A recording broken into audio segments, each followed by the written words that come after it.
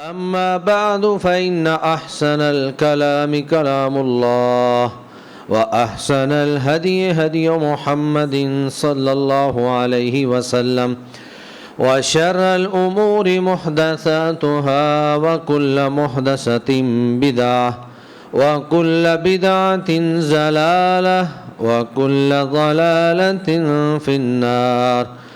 اللهم صل على محمد وعلى آل محمد كما صليت على إبراهيم وعلى آل إبراهيم إنك حميد مجيد. اللهم بارك على محمد وعلى آل محمد كما باركت على إبراهيم وعلى آل إبراهيم إنك حميد مجيد. قال الله تبارك وتعالى في القرآن المجيد والفرقان الحميد: أعوذ بالله من الشيطان الرجيم. بسم الله الرحمن الرحيم. قول معروف ومغفرة خير من صدقة يتبعها أذى والله غني حليم. صدق اللہ العظیم. ہر قسم کی حمد و ثنا اللہ ذوالجلال والاکرام، خالق کائنات، مالک ارض و سما کے لیے، جس اللہ رب العزت نے ہم سب کو پیدا فرمایا اور وہی ہمارا خالق، مالک اور رازق ہے، اور لا تعداد بے شمار انگن درود و سلام آمنہ کے لال پیکر حسن و جمال جناب محمد الرسول اللہ صلی اللہ علیہ وسلم کی ذات اقدس و اطہر پر، جن کو اللہ رب العزت نے ہمارے لیے مشعل راہ، اسوہ حسنہ اور بہترین نمونہ بنا کر بھیجا. نبی کریم صلی اللہ علیہ وآلہ وسلم کی زندگی کا ایک ایک لمحہ، ایک ایک گوشہ ہمارے لیے نمونہ ہے. انسان اس دنیا کے اندر ہمیشہ ایک ہی کیفیت یا ایک ہی حالت پر قائم نہیں رہتا. اس کے مزاج کے اندر، اس کی طبیعت کے اندر مختلف کیفیتیں اور مختلف حالتیں آتی رہتی ہیں. یہ ایک فطرت کا حصہ ہے. کبھی انسان خوش ہوتا ہے اور کبھی انسان غمگین بھی ہوتا ہے. کبھی غصے کی حالت میں ہے تو کبھی خوشی کی حالت میں ہے. یہ ساری کیفیتیں انسان کی طبیعت پر وارد ہوتی رہتی ہیں، مختلف عوارض اور مختلف حالات کی بنیاد پر. ایک آدمی نہ ہمیشہ سنجیدہ رہتا ہے اور نہ ہی ہمیشہ وہ ہنستا رہتا ہے. کوئی بھی سمجھدار انسان ہمیشہ ہنستا نہیں رہتا ہے.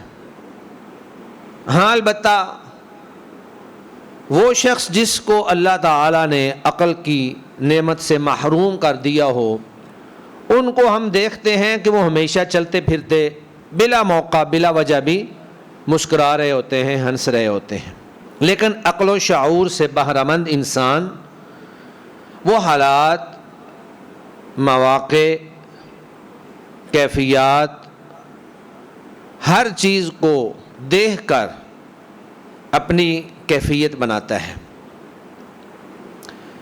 نبی مکرم صلی اللہ علیہ وآلہ وسلم اگرچہ ان کی مجلس کے اندر، ان کی صحبت کے اندر زیادہ تر وقار، متانت، سنجیدگی، تعلیم و تعلم، واعظ و نصیحت اور وقار زیادہ ہوتا تھا، لیکن کبھی کبھار آپ صلی اللہ علیہ وآلہ وسلم صحابہ کے ساتھ مزاح کرتے ہوئے اس مجلس کو کشت زعفران بھی بنا دیا کرتے تھے۔ ویسے آپ صلی اللہ علیہ وآلہ وسلم کے چہرے پر ہمیشہ مسکراہٹ رہتی تھی۔ ہنسنا کہہ کے لگانا ایک الگ چیز ہے، اور مسکرانا، اپنے چہرے کو مسکراہٹ سے سجا کر رکھنا، اپنے مسلمان بھائی کو خندہ پیشانی سے ملنا، یہ بالکل الگ چیز ہے۔ اس کو مزاح کہہ سکتے ہیں آپ، یا آپ اس کو مسکراہٹ، ابتسامہ کہہ سکتے ہیں۔ تو ایک مسلمان کا اپنے مسلمان بھائی کو ملتے وقت مسکرا کر ملنا، یہ بھی صدقہ ہے۔ جب آپ اپنے مسلمان بھائی کو مسکرا کر ملیں گے، کشادہ دلی سے، خندہ پیشانی سے ملیں گے، تو اس کے دل کے اندر آپ کی محبت میں اضافہ ہو جائے گا۔ وہ یہ سمجھے گا کہ میرا مسلمان بھائی جو ہے میری آمد پر، میرے ملنے پر خوش ہوا ہے، اور وہ آپ کو دوبارہ بھی ملنے کی کوشش کرے گا۔ لیکن اگر آپ نے اپنے چہرے پر ہمیشہ 12 ہی بجا رکھے ہیں، تو کوئی بھی شخص جب آپ کو ملے گا تو وہ پہلے سوچے گا کہ یار پتہ نہیں اس کو میرے آنے پر یا میری ملاقات پر اس کو خوشی نہیں ہوئی ہے، یہ پریشان ہو گیا ہے، شاید یہ مجھے ملنا نہیں چاہتا تھا، یا اس کو اچھا نہیں لگا ہے۔ تو جب بھی اپنے مسلمان بھائی کو ملیں، ہمیشہ مسکراتے چہرے کے ساتھ، خندہ پیشانی کے ساتھ، اور کھلے ڈلے انداز میں، تاکہ اس کے دل کے اندر یہ بات نہ جائے کہ میرے بھائی کو میرے آنے پر اچھا نہیں لگا۔ اور اللہ کے نبی نے فرمایا یہ صدقہ ہے، اس پہ اجر ملتا ہے۔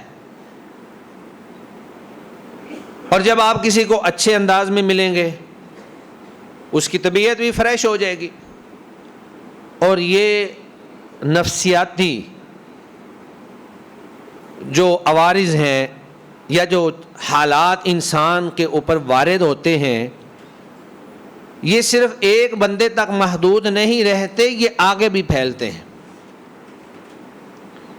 مثلا آپ گھر میں آئے، گھر میں آ کر آپ نے اپنی بیوی کے ساتھ غصے سے بات کی، بلکہ اگر اس کو بات کو پیچھے سے لے کر چلیں، ایک بندہ دفتر میں کام کر رہا ہے، تو باس نے اس بندے کو جھڑکا، اس کی طبیعت خراب ہو گئی، مزاج کے اندر جو ہے وہ خوشی کی بجائے رنج اور غم اور ملال جو ہے وہ آ گیا۔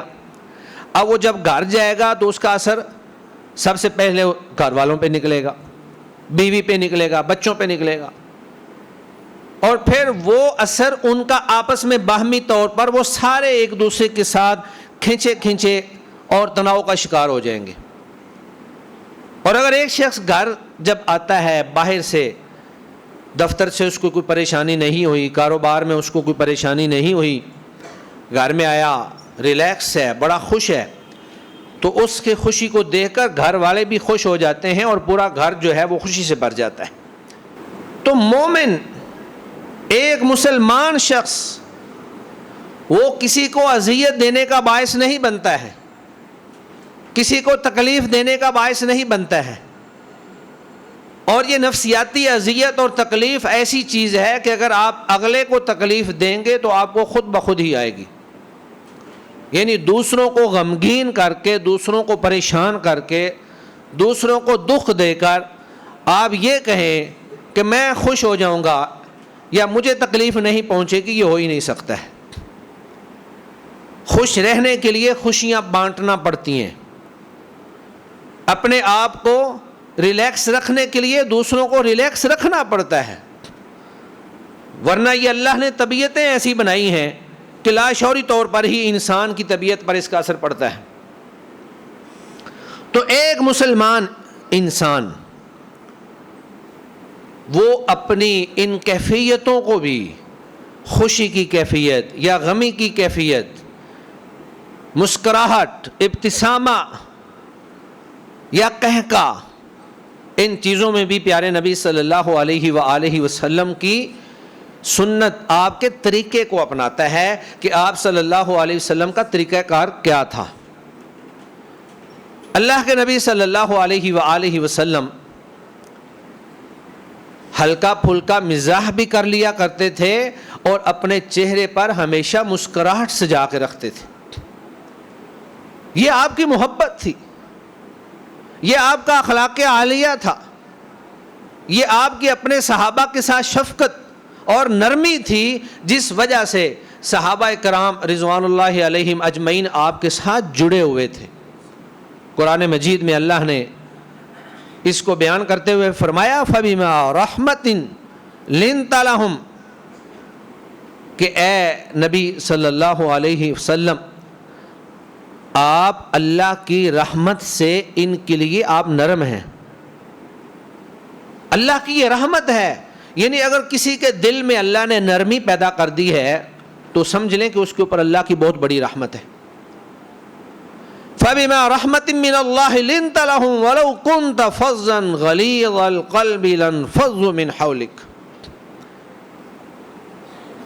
یہ اللہ کی رحمت ہے کہ آپ نرم ہیں.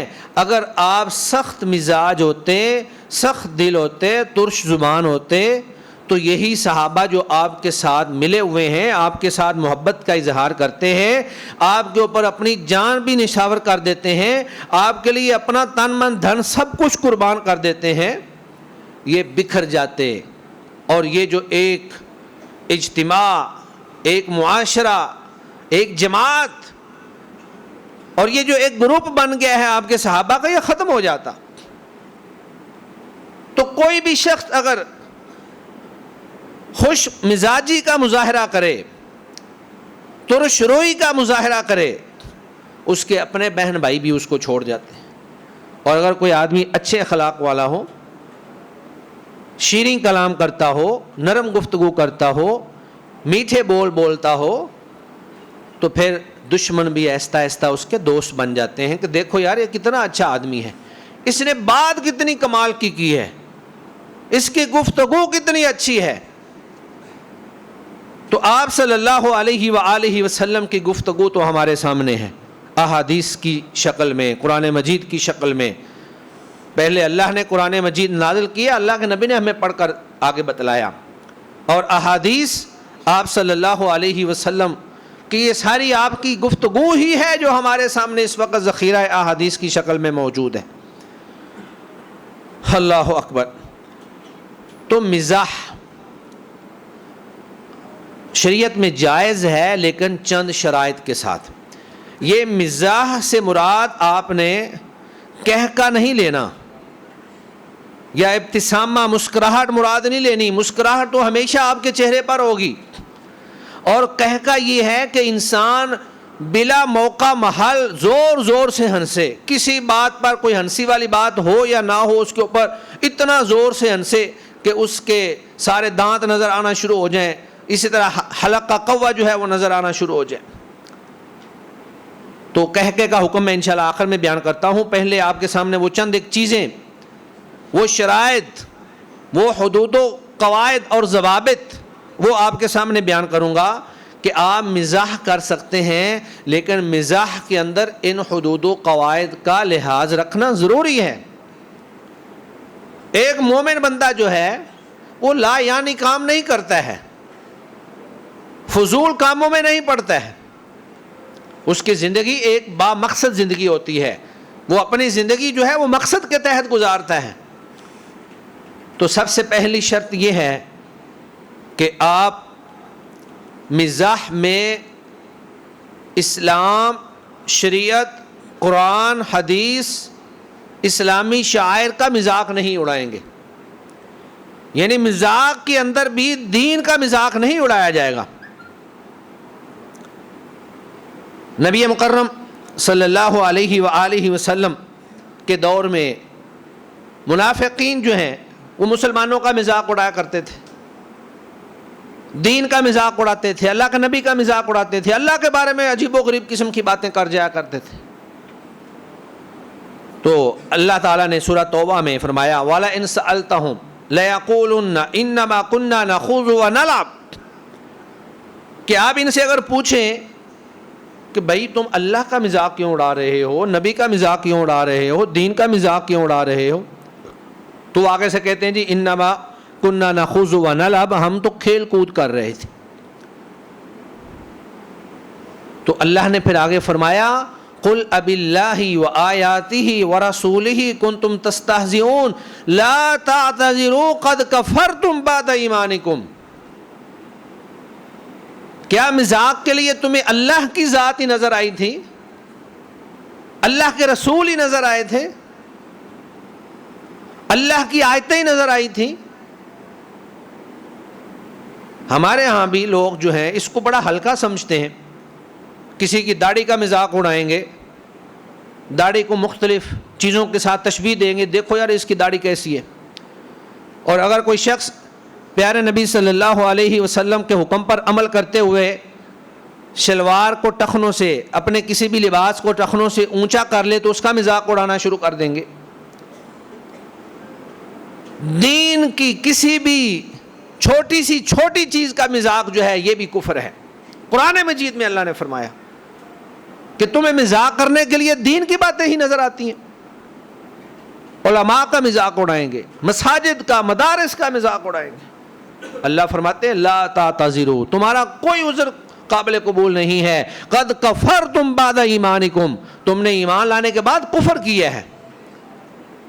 یہ ہم چھوٹی چھوٹی چیزیں سمجھتے ہیں, لیکن اللہ کے نزدیک یہ کفر ہے. دین کا مذاق, قرآن کا مذاق, اسلام کا مذاق, شاعر اسلام کا مذاق, اللہ کے نزدیک یہ بہت بڑا گناہ ہے. بے شک آپ سنجیدہ طور پر کر رہے ہوں یا آپ مذاق کے اندر کر رہے ہوں, اللہ کو یہ قابل قبول نہیں ہے. اور پھر دوسری شرط یہ ہے کہ آپ مذاق کے اندر بھی جھوٹ نہیں بولیں گے. یعنی آپ کا اگر مزاح ہے تو وہ سچا ہونا چاہیے. سیدنا ابو ہریرہ رضی اللہ تعالی عنہ اللہ کے نبی صلی اللہ علیہ وسلم سے پوچھا کہ یا رسول اللہ انک تداعبنا, آپ کبھی ہمارے ساتھ مزاح کر لیتے ہیں, مذاق کر لیتے ہیں, تو اس کے بارے میں ہم کیا سوچیں یا کیا کریں؟ کیا وہ بھی ہم بطور حدیث یا بطور دین کے اس کو محفوظ کر لیں یا اس کو مزاح ہی سمجھیں؟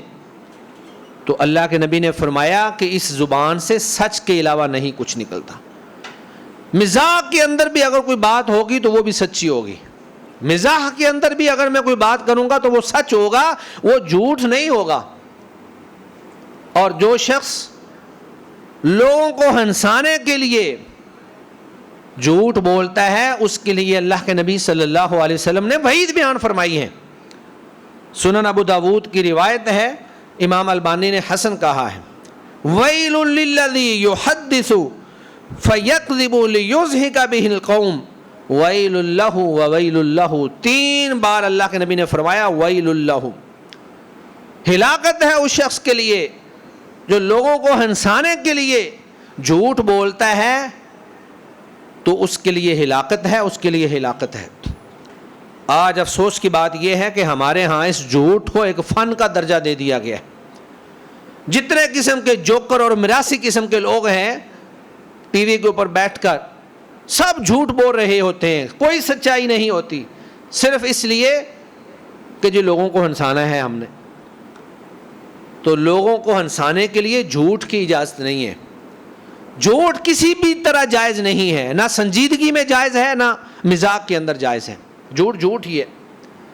اور یہ جھوٹ ان الکذب یہدی الی الفجور وان الفجور یہدی الی النار, یہ جھوٹ انسان کو گناہ کی طرف لے جاتا ہے اور گناہ انسان کو جہنم میں لے جاتا ہے. ہر حالت میں جھوٹ سے بچنا ہے, کسی حالت میں جھوٹ کی اجازت نہیں ہے. اور پھر تیسری شرط یہ ہے کہ آپ مزاح میں کسی مسلمان کی توہین نہیں کریں گے, استخفاف نہیں کریں گے. یعنی مزاح میں تو یہ ہوتا ہے نا, مزاح کا تو مطلب یہ ہے نا کہ آپ بھی ایک چیز پر خوش ہوں اور آپ کا بھائی بھی خوش ہو, لیکن یہ کہاں کا مزاح ہے یا مزاح ہے کہ آپ اگلے کی دل آزاری کریں اور اس کو اذیت دیں اور اس کو تکلیف دیں, اس کا مذاق اڑائیں, اس کی توہین کریں, اس کو ذلیل و رسوا کرنے کی کوشش کریں. ایسے مذاق کی اجازت نہیں ہے. قرآن مجید میں اللہ فرماتے ہیں سورہ حجرات میں آیت نمبر 11, یا ایھا الذین آمنوا لا یسخر قوم من قوم عسى ان یکونوا خیرا منهم. اے ایمان والو, کوئی قوم کسی قوم کا مذاق نہ اڑائے، استہزاء نہ اڑائے۔ ہو سکتا ہے جس کا تم مذاق اڑا رہے ہو وہ تم سے زیادہ بہتر ہو اللہ کے ہاں، وہ اللہ کے زیادہ قریب ہو، وہ اللہ کی زیادہ اطاعت کرتا ہو۔ اور پھر آگے فرمایا وَلَا نِسَاءٌ مِّن نِسَاءٍ عَسَىٰ أَن يَكُنَّ خَيْرًا مِّنْهُنَّ، عورتوں کے لیے الگ سے اس لیے بیان کر دیا کہ عورتوں میں یہ زیادہ ہوتا ہے۔ فرمایا کہ کوئی عورت کسی عورت کا مذاق نہ اڑائے، ہو سکتا ہے جس کا مذاق اڑایا جا رہا ہے وہ اللہ کے نزدیک تم سے بہتر ہو۔ یہ تو اللہ کو پتا ہے نا کہ کون اللہ کے نزدیک زیادہ بہتر ہے، کون اللہ کو زیادہ پسند ہے، کون اللہ کے زیادہ قریب ہے۔ تو کسی بھی شخص کا کسی مسلمان بھائی کا مذاق اڑانا، اس کو حقیر جاننا، اس کی توہین کرنا، اس کو رسوا کرنے کی کوشش کرنا، یہ منافقین کا کام ہے، اور اسلام کے اندر یہ حرام عمل ہے، کسی کے لیے جائز نہیں ہے، کسی کو یہ حق نہیں ہے کہ وہ اپنے مسلمان بھائی کی عزت و آبرو کو پامال کرتا پھرے اور اس کا مذاق اڑاتا پھرے۔ نبی مکرم صلی اللہ علیہ وآلہ وسلم نے ایک موقع پر بیت اللہ کو خطاب کرتے ہوئے کہا تھا کہ اے بیت اللہ تیری بڑی عزت ہے، بڑا احترام ہے، لیکن ایک مسلمان کی عزت و آبرو تجھ سے بھی زیادہ ہے۔ اتنا اللہ تعالیٰ نے ایک مسلمان کو عزت و آبرو اتنی زیادہ دی ہے کہ بیت اللہ کو خطاب کر کے یہ فرمایا۔ اسی طرح نبی مکرم صلی اللہ علیہ وآلہ وسلم نے بے شمار احادیث، اب موقع نہیں ہے سب بیان کی جائیں، حرمت مسلم پر بے شمار آیات قرآنیہ اور بے شمار احادیث موجود ہیں۔ یہ ایک پورا موضوع ہے کہ ایک مسلمان اللہ کے ہاں اس کی کیا عزت و آبرو ہے، اللہ نے اس کی کیا حرمت اور تقدس جو ہے وہ رکھا ہے۔ ایک موقع پر اللہ کے نبی نے فرمایا کہ ایک مسلمان کی عزت و آبرو اس مکہ شہر اور اس مہینے ذی الحجہ کے مہینے، یعنی یوم عرفہ کا دن تھا یا 10 تاریخ تھی، فرمایا کہ ایک مسلمان کی حرمت اس شہر، اس بیت اللہ اور اس مہینے سے بھی زیادہ ہے، اور ہمارے ہاں اس کی کوئی قدر و قیمت ہی نہیں ہے۔ جس کو چاہا اس کی عزت و آبرو کو پامال کر دیا، ذرائع ابلاغ کے اندر، سوشل میڈیا پہ اس کی پگڑی اچھال دی، بڑے چھوٹے کا کوئی احترام ہی نہیں ہے۔ اللہ نے ہمیں آداب سکھائے ہیں، رسول اللہ نے ہماری تربیت کی ہے، فرمایا من لم یرحم صغیرنا ولم یوقر کبیرنا فلیس منا، جو ہمارے بڑے کا احترام نہیں کرتا، جو بھی آپ سے بڑا ہے اس کی توقیر کریں، اس کا احترام کریں، اس کے ساتھ عزت سے پیش آئیں، حتیٰ کہ اس کے ساتھ مزاح بھی نہ کریں۔ شاگرد کا استاد کے ساتھ مذاق کرنا، بیٹے کا اپنے والد کے ساتھ مذاق کرنا، چھوٹے کا بڑے کے ساتھ مذاق کرنا، یہ بے ادبی کے زمرے میں آتا ہے۔ وہ فرمایا جو بڑے کی توقیر نہیں کرتا، اس کی عزت نہیں کرتا، چھوٹے پہ رحم نہیں کرتا، فلیس منا، اس کا ہمارے ساتھ کوئی تعلق نہیں ہے۔ اور پھر اسی طرح مزاح کے اندر کسی مسلمان بھائی کو ڈرانا یا کسی مسلمان بھائی کو تکلیف دینا یہ بھی جائز نہیں ہے۔ اللہ کے نبی نے فرمایا کسی مسلمان کے لیے یہ جائز نہیں ہے، لا يحل لمسلم ان يروع مسلما، کہ وہ مذاق میں بھی اپنے مسلمان بھائی کو ڈرائے، خوف زدہ کرے، مذاق میں کوئی چیز یکدم آپ پسٹل کسی کی طرف کر دیں۔ اصل میں شیطان جو ہے، شیطان وہ انسان کے جسم میں خون کی طرح گردش کرتا ہے۔ آپ نے تو مذاق میں اس طرح کیا، لیکن آپ کی انگلی کو شیطان بھی دبا سکتا ہے۔ جب وہ آپ کے جسم میں گردش کر رہا ہے وہ دبا دے گا، قتل ہو جائے گا۔ ایک مسلمان قتل ہو گیا، دوسرا قاتل بن گیا، دونوں ہی، اور پھر اس کے بعد ایک نیا فتنہ فساد جو برپا ہوگا دو خاندانوں کے اندر۔ شیطان تو چاہتا ہے معاملہ بگڑے۔ تو کوئی مسلمان کسی مسلمان بھائی کو مزاح میں ڈرائے نہیں، اور اسی طرح کوئی چیز اس کی اٹھا کر اس کو تکلیف بھی نہ دے۔ لا یأخذن احدکم متاع اخیہ لاعبا ولا جادا، اللہ کے نبی نے فرمایا تم میں سے کوئی شخص اپنے مسلمان بھائی کا سامان نہ تو مذاق کرتے ہوئے اٹھائے اور نہ ہی سنجیدگی سے اٹھائے، یعنی اس کو تکلیف دینے کے لیے۔ ہمارے ہاں بہت سارے لوگوں کی یہ عادت ہے، جب کسی کی کوئی چیز مل جائے یا اس کی چیز پڑی ہو اور وہ تھوڑا سا دوسری طرف متوجہ ہو تو اس کی چیز اٹھا لی جاتی ہے اور پھر مجبور کیا جاتا ہے جی آپ پارٹی کھلائیں گے تو چیز ملے گی ورنہ نہیں ملے گی۔ تو یہ شرم درست نہیں ہے، یہ آپ اس کو مجبور کر رہے ہیں، اس کو اذیت دے رہے ہیں، تکلیف دے رہے ہیں۔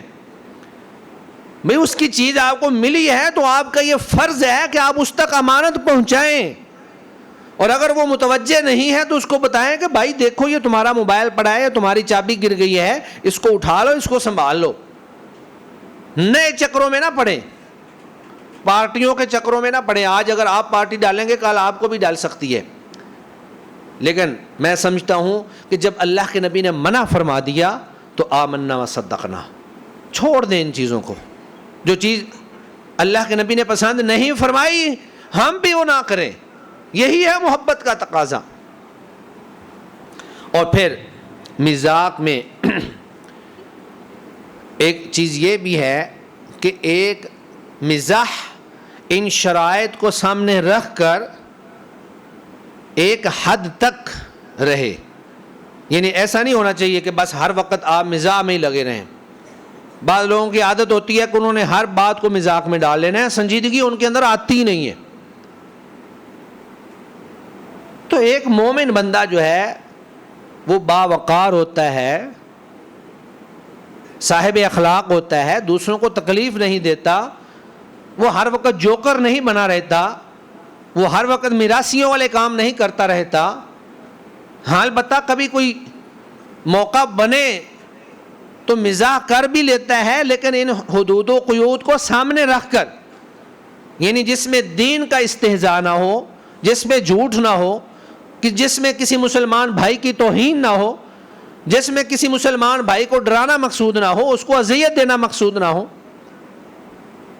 اعتدال کے ساتھ۔ انتہائی بہت کم مواقع پر اللہ کے نبی صلی اللہ علیہ وآلہ وسلم نے فرمایا من حسن اسلام المرء ترکہ ما لا یعنیہ، ایک مسلمان کے اسلام کا حسن یہ ہے کہ وہ ہر فضول چیز کو چھوڑ دیتا ہے، فضول کاموں میں نہیں پڑتا۔ دنیا کا فائدہ، دین کا فائدہ، گھر کا فائدہ، اولاد کا فائدہ، اپنے مسلمان بھائیوں کا فائدہ، اپنے محلے کا فائدہ، یعنی وہ ہمیشہ مفید کاموں میں پڑتا ہے، کبھی لا یعنی کاموں میں نہیں پڑتا۔ اور پھر کثرت سے ہنسنا، زور زور سے کہہ کے لگا کر ہنسنا، اللہ کے نبی نے اس سے منع فرمایا، فرمایا وَلَا تُقْصِرِ الضِّحْكَ فَإِنَّ كَثْرَةَ الضِّحْكِ تُمِيتُ الْقَلْبَ، کہہ کے لگا لگا کر ہر وقت ہنستے مت رہا کرو، کیونکہ یہ انسان کے دل کو مردہ کر دیتے ہیں۔ انسان کا دل مردہ ہو جاتا ہے، فکر آخرت ختم ہو جاتی ہے، اللہ کی اطاعت اور فرما برداری کا کوئی اس کے اندر کوئی رمق باقی نہیں رہتی، بس لہو کے اندر، لغو چیزوں کے اندر، فضولیات کے اندر، لا یعنی چیزوں کے اندر ہر وقت پڑا رہتا ہے۔ اور اللہ کے نبی نے فرمایا کہ اگر لو تعلمون ما اعلم، اگر تم وہ چیزیں جان لو جو میں جانتا ہوں، یعنی عذاب قبر، آخرت کی ہولناکیاں، جہنم کا عذاب، جہنم کے اندر ڈالے جانے والے لوگ، اگر تم یہ سب جان لو لَضَحِكْتُمْ قَلِيلًا وَلَا بَقَيْتُمْ كَثِيرًا، تو تم بہت کم ہنسو اور ہر وقت روتے ہی رہا کرو۔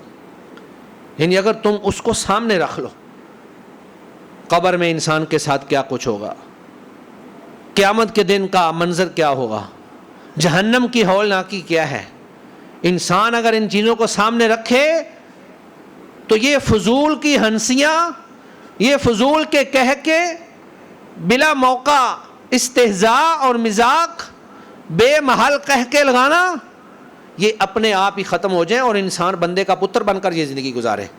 اس کو سمجھ آ جائے کہ مجھے اللہ نے یہاں پر ایسے نہیں بھیجا کہ میں بھی جانوروں کی طرح سو لیا، کھا لیا، پھر ادھر سے ادھر، ادھر سے ادھر گھوم پھر لیا۔ اللہ نے ایک مقصد دے کر ہمیں بھیجا ہے، وَمَا خَلَقْتُ الْجِنَّ وَالْإِنسَ إِلَّا لِيَعْبُدُونَ، اللہ کی عبادت، اللہ کی اطاعت، اللہ کی فرما برداری. اللہ نے تو ہمیں اس مقصد کے لیے بھیجا اور ہم کسی اور کام میں ہی پڑ گئے.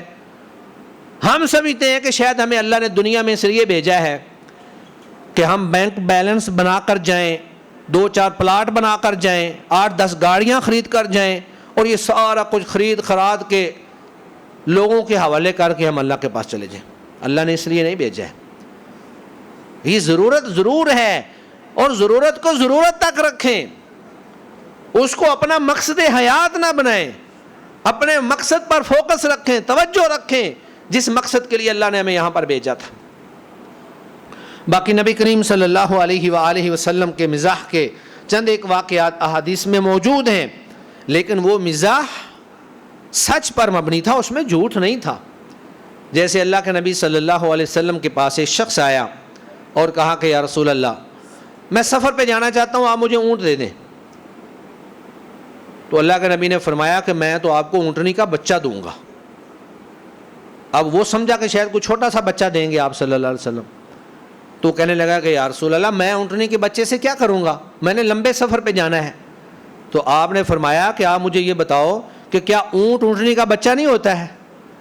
یعنی مزاح تو فرما لیا، لیکن حقیقت پر مبنی تھا، سچ پر مبنی تھا.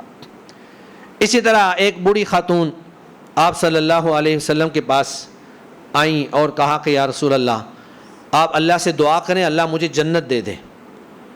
تو اللہ کے نبی نے فرمایا کوئی بوڑھی خاتون جنت میں نہیں جائے گی. اب وہ اور روتی ہوئی واپس چل پڑی کہ بوڑھی کوئی خاتون جنت میں نہیں جائے گی. اللہ کے نبی نے اس کو بلایا اور کہا کہ آپ بھی جنت میں جوان ہو کر جاؤ گی، جتنی بوڑھی خواتین جنت میں جائیں گی وہاں پر وہ جوان ہو کر جائیں گی، بڑھاپے کی حالت میں نہیں جائیں گی.